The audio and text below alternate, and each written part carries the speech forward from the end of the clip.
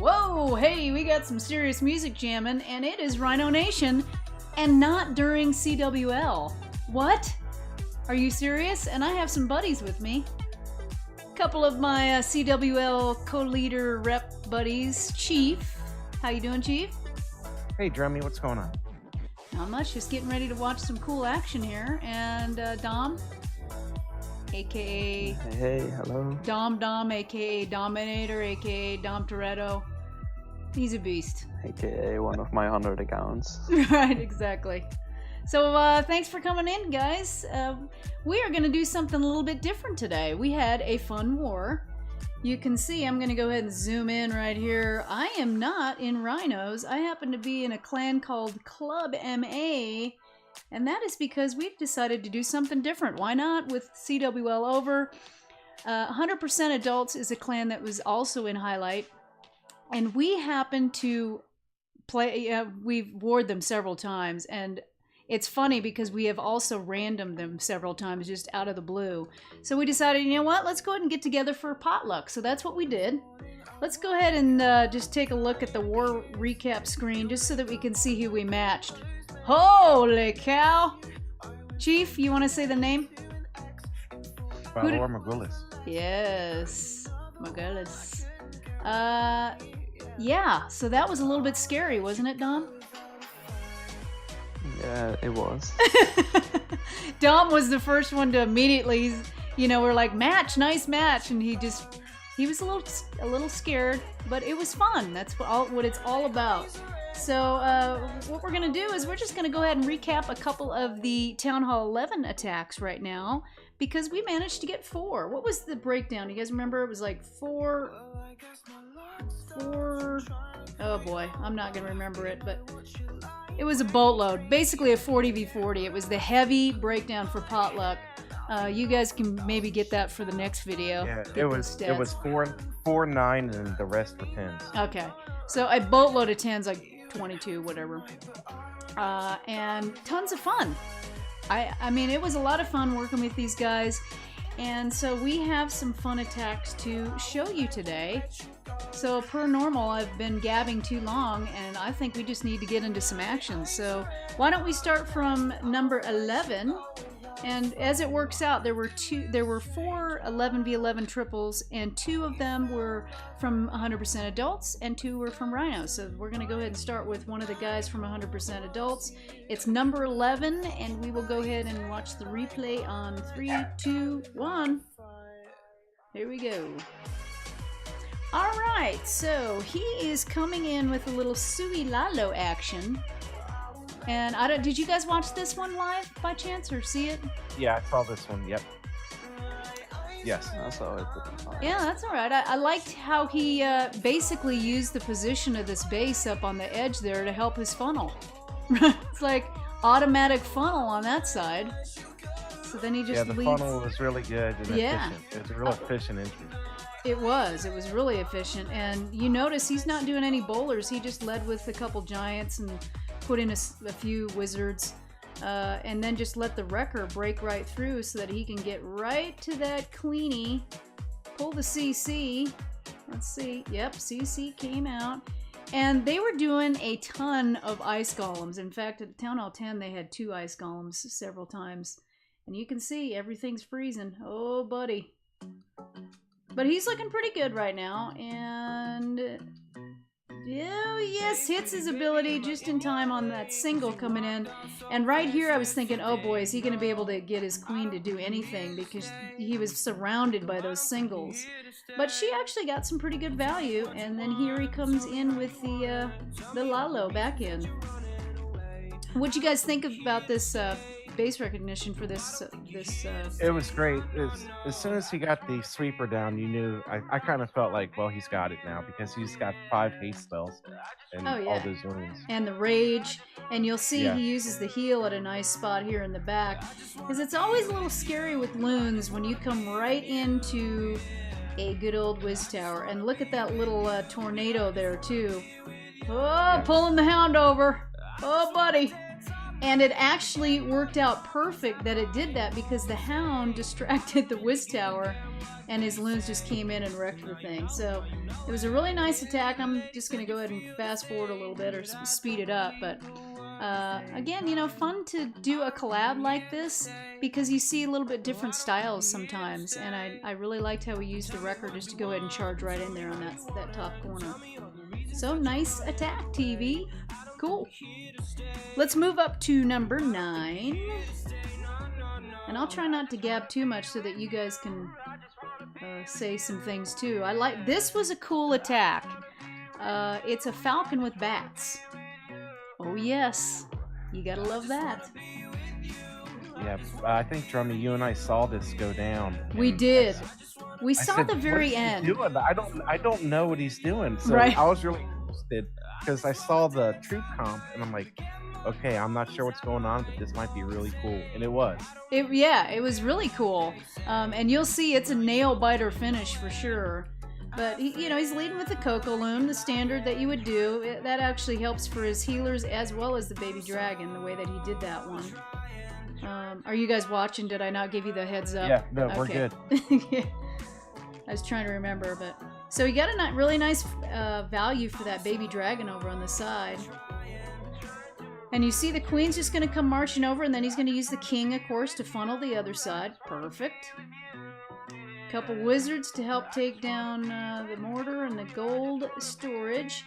And then the wrecker, no problem. He's going to go in all by himself there.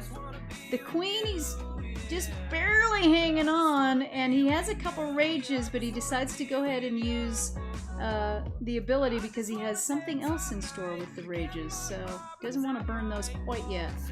Bowler's coming in. He's got the CC pulled. Queen is kind of getting herself into some trouble up there, but maybe she'll turn around. We'll have to see what's happening. He's getting a lot of stuff down, and there comes the old tornado. That thing can really be a pain in the butt, can it? Oh, that and the Ice Golem CC, both of them. Because, you don't know exactly. It's hard to figure how that will affect it. It really is. You just have no idea. But look at the value that he got with his kill squad. Well, his kill squad was the whole attack. It was, and then totally. There's just 5 loons left. Yeah, and then he just kind of throws in some bats. Why not? And he threw them in right on the Wiz Tower at first. They still did a lot of job. I mean, look at all the bats down there by the Tesla. They don't, of course, clear everything, but there are so many troops left up that it doesn't even matter. They helped kind of move along the other troops to get him through the base and get him through the backside. So he's got 6 or 7 bowlers, healer, and it is kind of a nail biter here at the end, just because there's the one thing left up. I do like how he came in that backside with that one loon, and good old Grandpa, is he gonna get him down? Yes, he does. We love you, Gramps. Oh man, I couldn't replicate this attack at all. Yeah, that was very unique, and again, the benefit of warring with some other people. Sometimes you get a different show, basically. So number 7, this is your attack, Chief. So let's go ahead and I'll let you talk through this one, since you and I both kind of talked through it. But let's go ahead and replay in 3, 2, 1. So go ahead and give us a background of this. So I had seen a couple hits with the Queen Charge E-Drag, and it's just a real simple.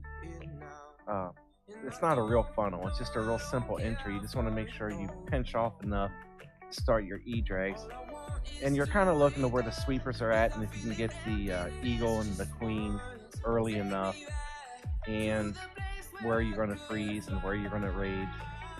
But this is the only second time ever I've done this attack. So the first time I got a 2-star 91, and then this time, and I just kind of fell into a 3-star. It's not like I planned this to go this way, but it worked out. So you can see I'm coming in from the north.